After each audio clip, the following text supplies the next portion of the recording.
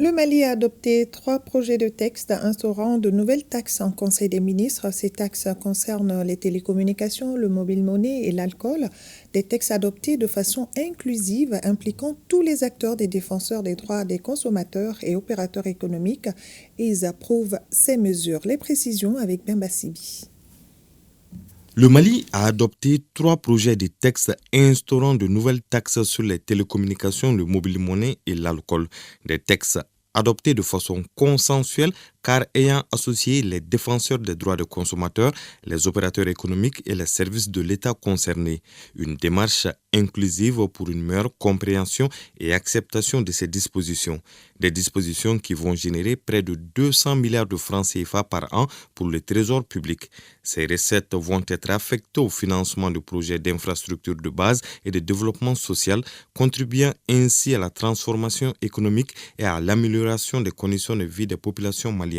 Nous avons été consultés, mais moi je pense que l'instauration de cette taxe-là ne devrait pas poser problème par rapport aux résultats attendus. C'est faire face aux problèmes que nous connaissons aujourd'hui. Il y a le délestage. Et le délestage, là, ce n'est qu'un problème financier, c'est sûr. C'est une mesure temporaire.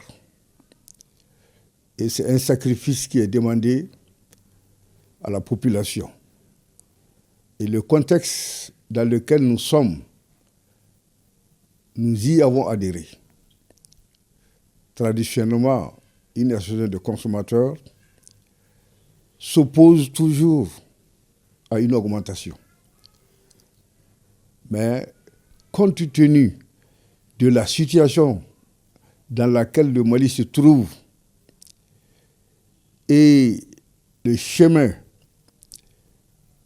en tout cas emprunté par ces nouvelles autorités qui nous suivent tous les jours, notre accompagnement ne leur fera pas défaut.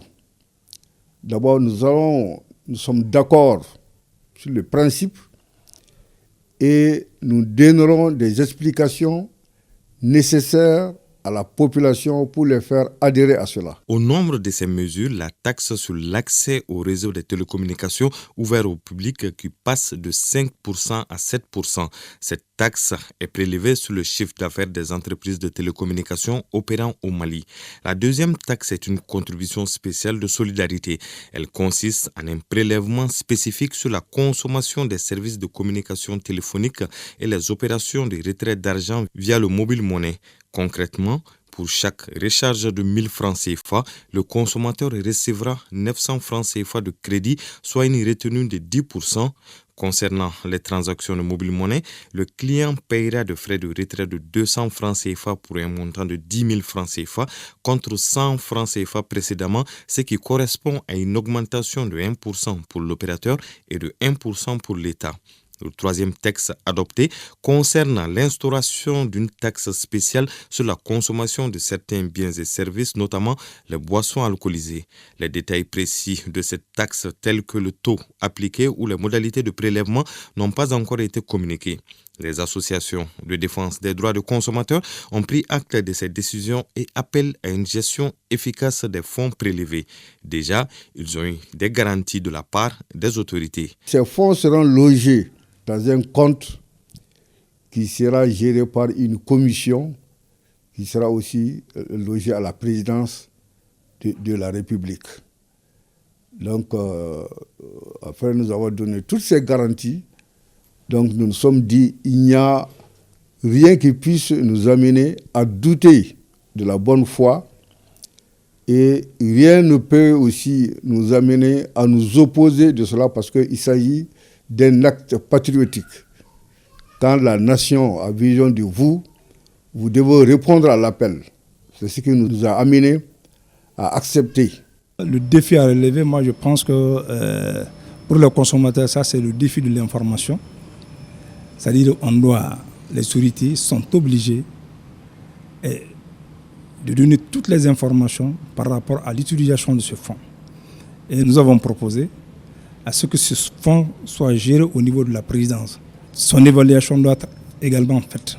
Donc, chaque trimestre, on doit savoir quel est le montant qui a été collecté et recouvré et les montants utilisés également et dans quel domaine. Une approche transparente qui permettra de renforcer la confiance des citoyens sur la gestion de ces fonds collectés. Pour rappel, ces 3 textes ont été adoptés en Conseil des ministres le mercredi 5 février dernier. Ces mesures s'inscrivent également dans le cadre du programme de transition fiscale de l'Union économique et monétaire ouest-africaine visant à transférer progressivement la pression fiscale des droits de port vers la fiscalité intérieure.